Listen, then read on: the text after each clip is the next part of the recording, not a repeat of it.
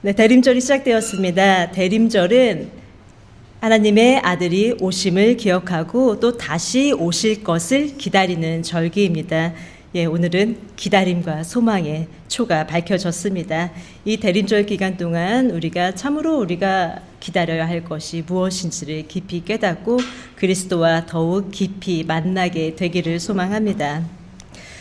얼마 전에 한국 기사를 하나 접했습니다. 내용은 어땠냐면요. 학부모와 교사가 공모를 해서 시험지를 몰래 빼돌린 이야기였습니다. 그 시험지를 받은 아이는 그 시험지만 공부하면 되니까 항상 전교 1등을 놓치지 않았고요.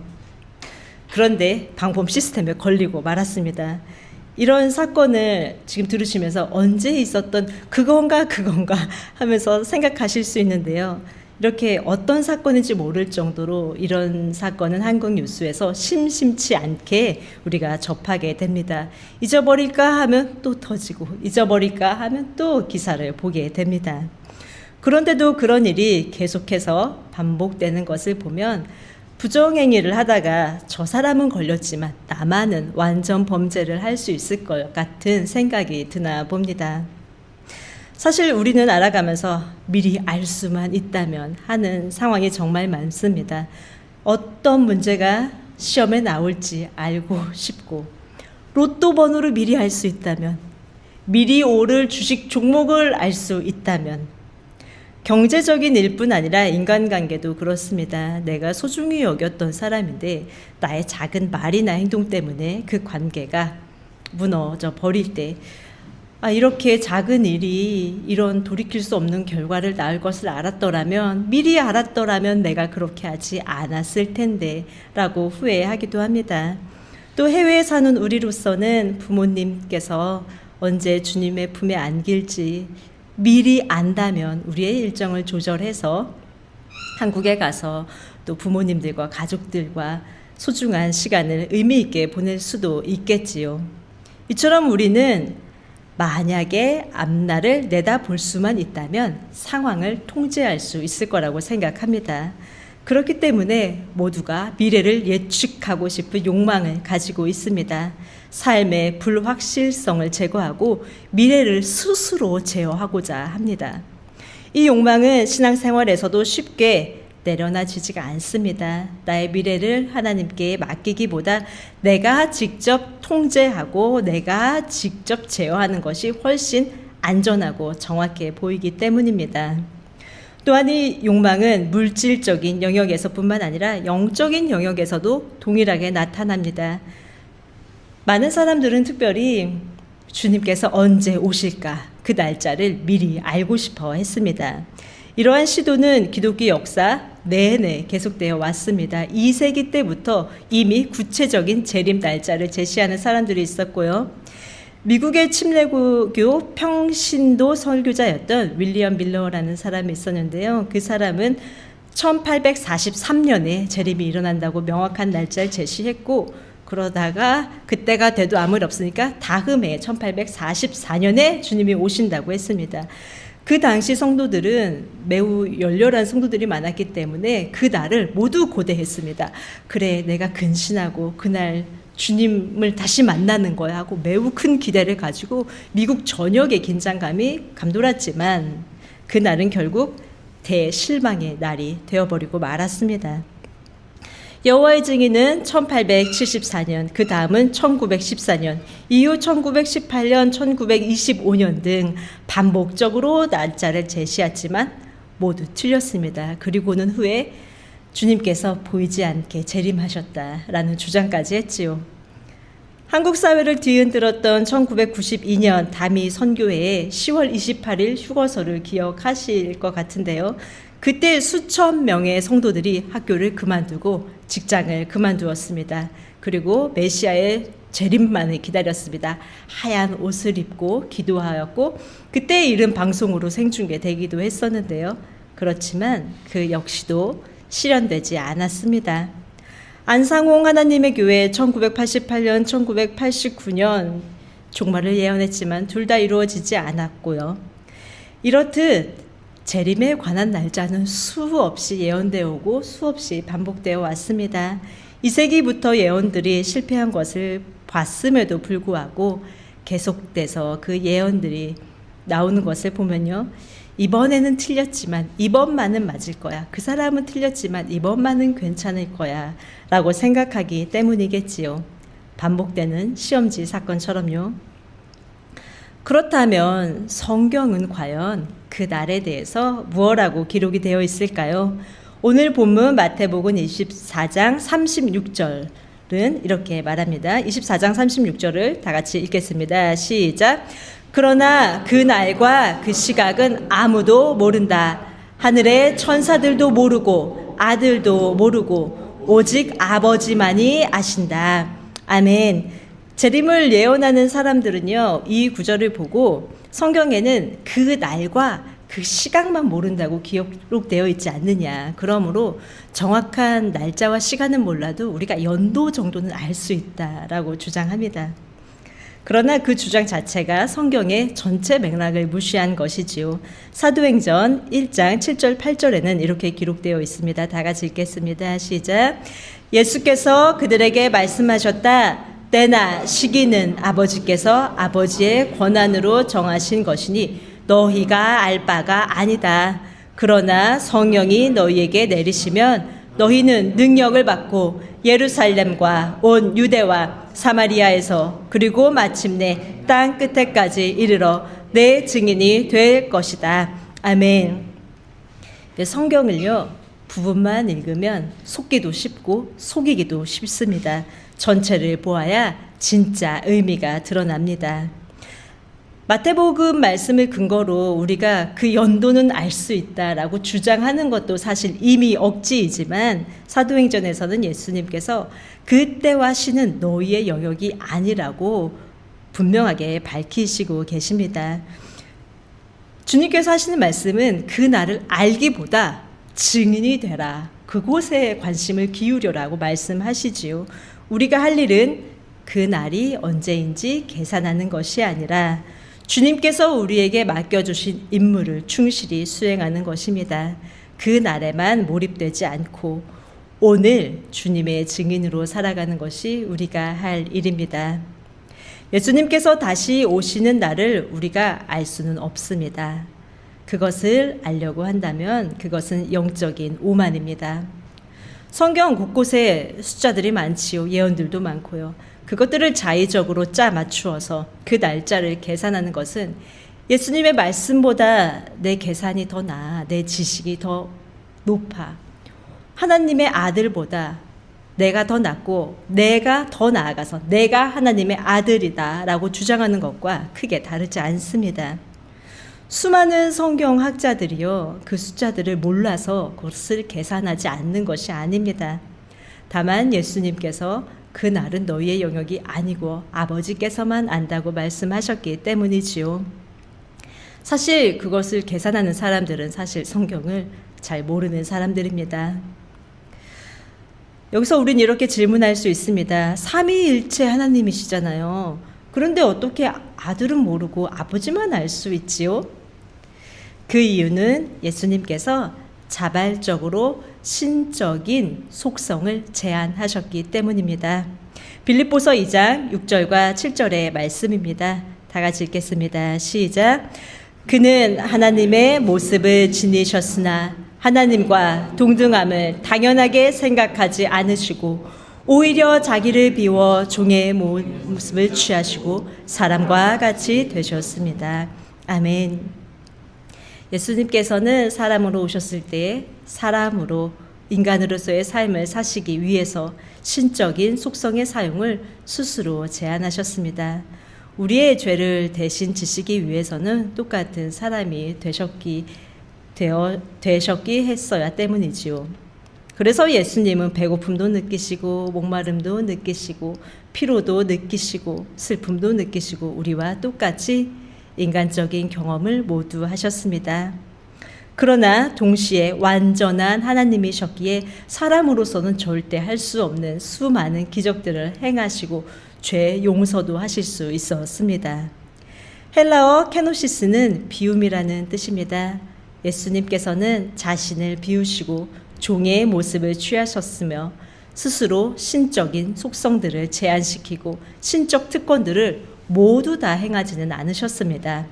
따라서 예수님께서 재림의 날짜를 모르셨다는 것은 예수님이 전지전능한 삼위일체 하나님이 아니었기 때문이 아니라 의도적으로 인간의 자리에서 모르는 상태에 계셨던 것입니다.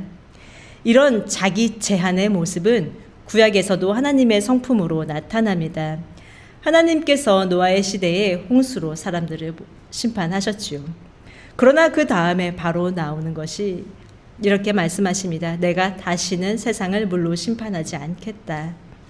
스스로 언약을 세우셨습니다. 스스로 능력을 제한하셨습니다. 스스로를 제한하신 하나님, 자기를 비우시고 사람이 되신 예수님. 그래서 기독교는 케노시스, 비움의 종교입니다. 우리는 끊임없이 채우려 하고 더 가지려 하고 더 높아지려 합니다. 더 확실하게 미래를 알고 통제함으로써 마음의 불안을 없애고 싶어 합니다. 하지만 우리가 따르는 주님께서는 높아지기 위해 오신 분이 아니라 낮아지기 위해 오셨고 본인을 자신을 채우기 위해 오시지 않고 비우기 위해 오셨습니다. 예수님은 채움으로 세상을 구원하신 것이 아니라 비움으로 세상을 구원하셨습니다. 위에서 내려오시고 신적 권리를 내려놓으시고 하늘의 영광도 내려놓으시고 종의 모습, 인간의 몸과 제한된 육신을 입으셨습니다. 그리고 마지막에는 그 생명까지도 비우셨습니다. 그러므로 주님의 제자인 우리의 길도 분명합니다. 그 길은 비움의 길, 낮아지는 길, 스스로를 제한하는 길입니다. 비움은 패배도 아니고 낮아지는 것은 약해서 낮아지는 것도 아닙니다. 스스로 제한하는 건 역시도 손해보는 일은 아닙니다. 오히려 그렇게 하는 것이 하나님께서 내 안에서 일하실 수 있도록 공간을 열어드리는 것입니다. 예수님께서 자신을 비우셨을 때 하나님의 구원이 시작되었습니다. 우리도 우리 자신을 비울 때에 하나님의 은혜가 우리의 삶에 흘러 들어오게 됩니다. 그래서 지금 이 대림절은요, 무엇을 채우는 절기가 아니라 무엇을 비울 것인가를 묵상하는 절기입니다. 내 안의 욕망을 비우고 미래를 통제하려는 마음도 비우고 주님께 무관심했던 내 삶에만 골몰했던 나의 관심도 비우고 하나님보다 앞서가려 했던 나를 비워내는 절기입니다. 그렇게 비워내며 주님께서 오실 자리를 우리 안에 마련하며 주님을 기다리는 절기가 되기를 소망합니다. 예수님께서는 자신도 그 날을 알지 못한다고 말씀하시는데요. 다만 나 모른다 끝이 아니라 그 날이 어떠할지 우리에게 알려주십니다. 바로 노아의 때를 빗대어서 설명해 주시는데요. 오늘 본문 38장 38절 39절입니다. 다 같이 읽겠습니다. 시작. 홍수 이전 시대에 노아가 방주에 들어가는 날까지 사람들은 먹고 마시고 장가가고 시집가며 지냈다. 홍수가 나서 그들을 모두 휩쓸어 가기까지 그들은 아무것도 알지 못하였다. 인자가 올 때에도 그러할 것이다. 아멘. 예, 노아의 때를 말씀하셨는데요. 노아와 그의 가족들도 정확한 홍수의 날을 몰랐습니다. 그러나 그들은 그 날을 대비하며 살았고 노아는 그 날을 경고했습니다. 그러나 사람들은 노아의 말을 비웃었고 무시했습니다. 그저 자신들의 일상에서 먹고 마시고 시집가고 장가가는 일이 더 중요했습니다. 먹고 마시고 시집가고 장가가는 것이 잘못된 것인가요? 그렇지 않습니다. 우리는 일상을 위해서 먹어야 하고 마셔야 하고 시집도 가고 장가도 가야지요. 다만 문제는 그 일상에만 너무 파묻혀서 주님께만 무관심한 것, 바쁜 일상 때문에 주님의 말씀에 귀 기울이지 못하는 것이 문제입니다. 내 일상 때문에 주님께 무관심해지면 구원의 방주에 탈 수가 없습니다.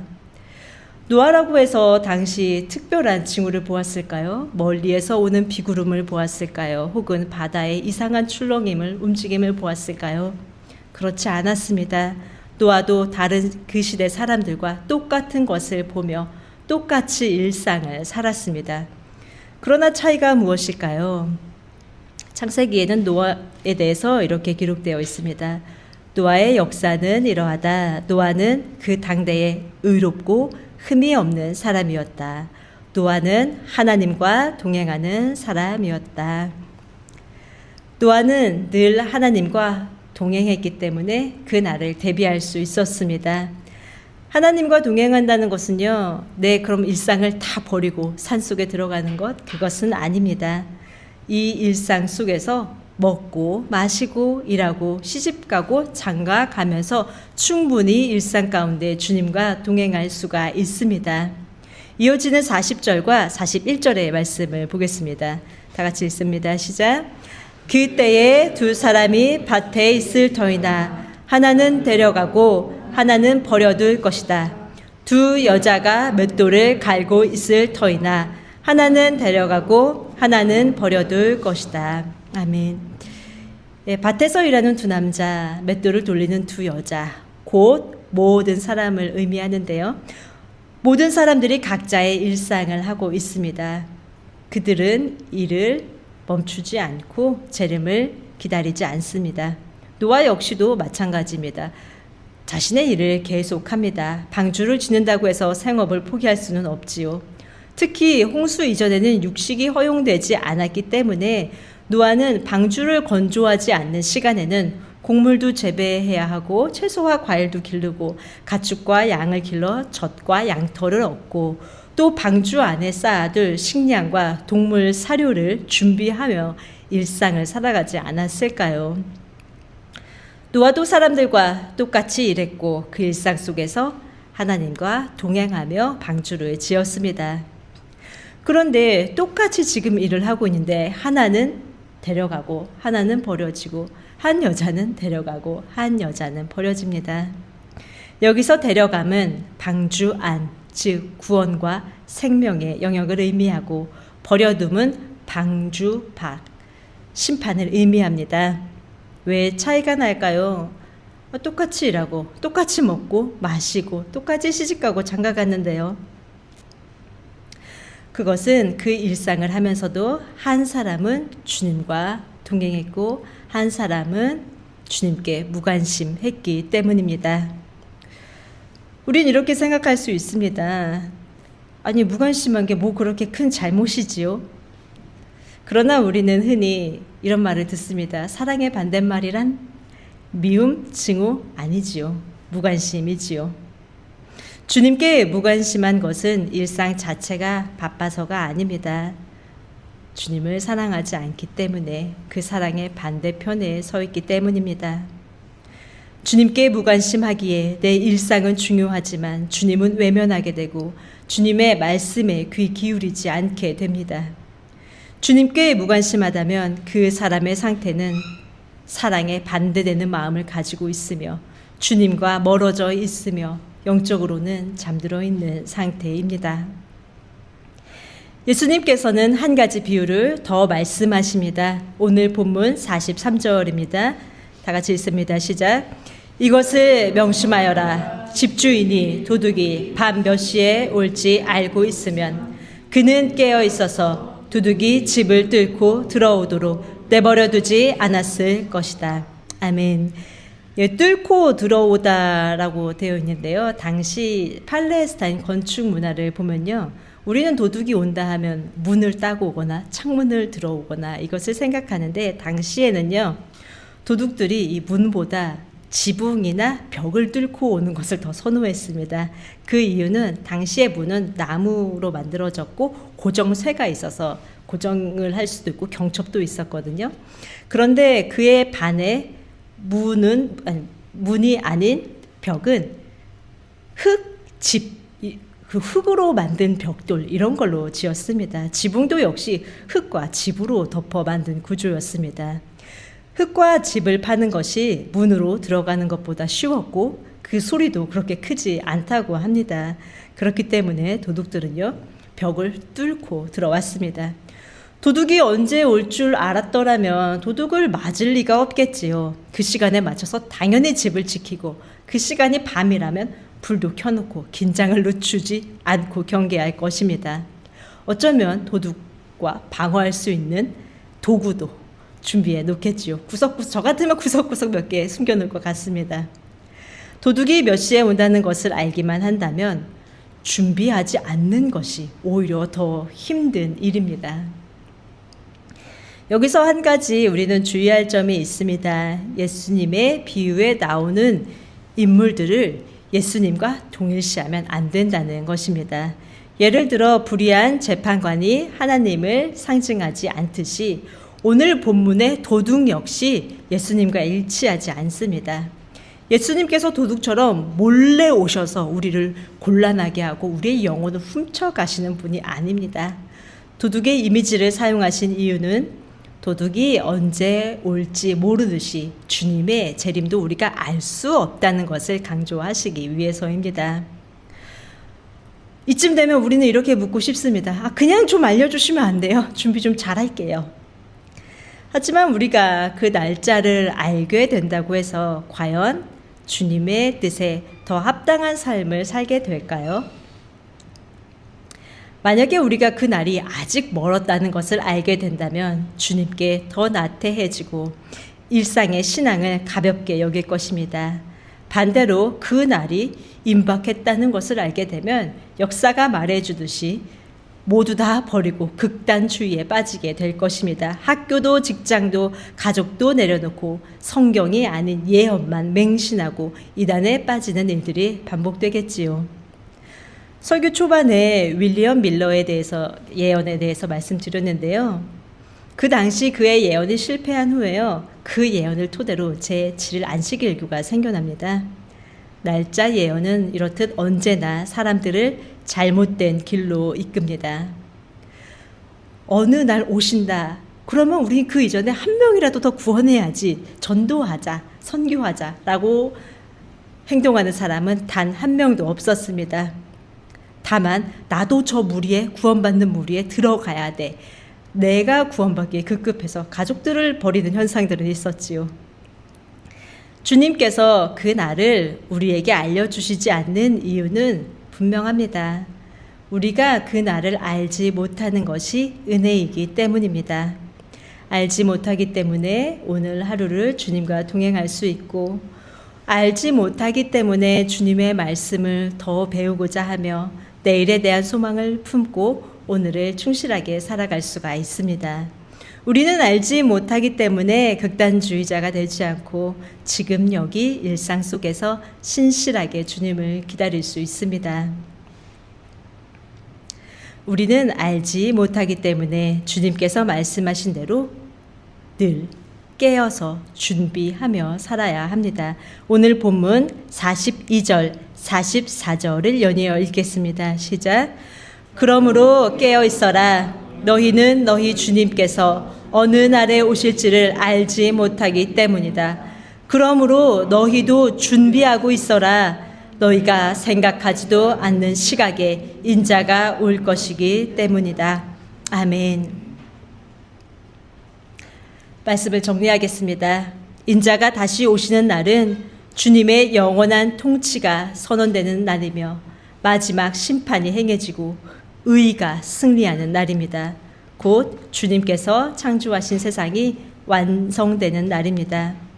잠이 들어서 그 날을 준비하지 못한 사람은 심각한 결과를 맞이해야 하지만 깨어서 그 날을 준비한 사람은 주님과 함께 영원히 다스리게 됩니다. 사랑하는 성도 여러분, 우리 스스로의 모습을 뒤돌아보길 원합니다. 우리는 주님 앞에 깨어 있었나요? 아니면 무관심했었나요? 일상의 분주함으로 주님을 잊고 살았나요? 아니면 먹고 마시고 일하고 쉬는 그 모든 순간에 주님과 동행하셨나요? 대림절은 막연히 언젠가 주님이 오시겠지 하며 기다리는 절기가 아니라 알지 못함 속에서 주님을 더 깊이 의지하는 시간입니다. 미래를 통제하려는 내 마음을 내려놓고 내 계획과 계산도 주님께 맡기고 오늘 하루를 주님과 동행하며 주님께서 맡겨주신 임무를 충실히 수행하며 기다리는 시간입니다. 주님께서 오실 날에는 두 부류로 나누어집니다. 준비된지 못한 채 심판을 맞이하는 사람들, 그리고 일상의 자리에서 묵묵히 주님과 동행하다가 기쁨으로 주님을 맞이하는 사람들입니다. 우리 모두 두 번째 부류에 속하기를 소망합니다. 날짜와 시간을 아는 사람이 아니라 주님을 아는 사람이 되기를, 일상의 자리에서 주님과 동행하는 사람이 되기를 간절히 바랍니다.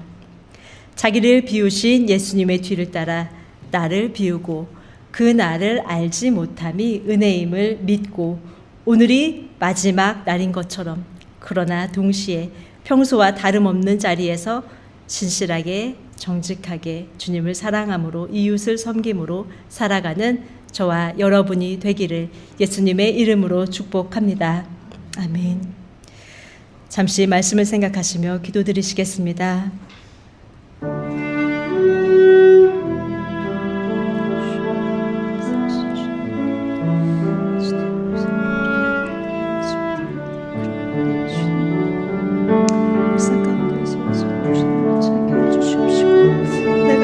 분주하고도 주님께 무관심한 어리석음을 행하지 않게 해주옵소서.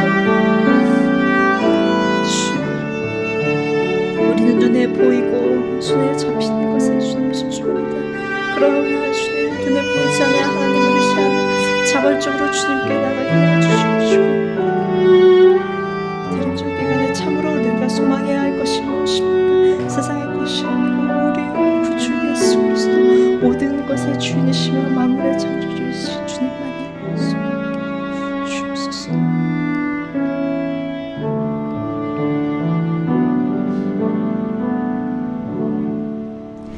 자기를 비우시고 사랑으로 오신 주님, 대림절 첫 주일에 우리를 불러주시고 주님을 바라보게 하심에 감사드립니다. 주님, 우리는 앞날을 알고 싶어하고 내 삶을 통제하고 싶은 마음이 가득 차 있음을 고백합니다.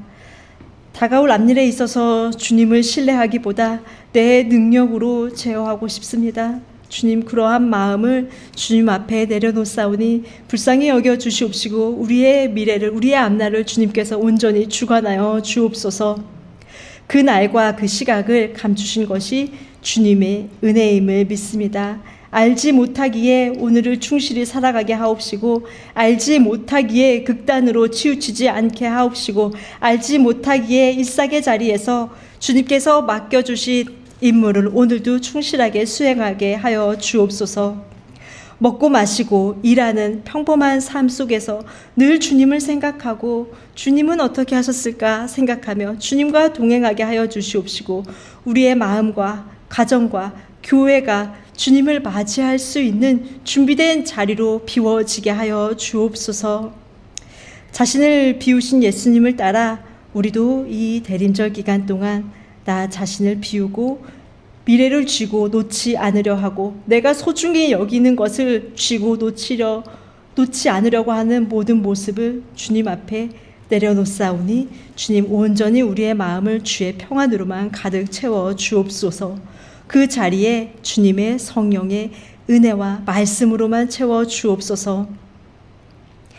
우리가 날짜와 시간을 아는 사람이 아니라 오직 우리 주 예수 그리스도를 아는 사람이 되기를 원합니다. 소망 가운데 그 주님을 기다리게 하여 주옵소서. 다시 오실 예수님 이름으로 기도드렸습니다. 아멘.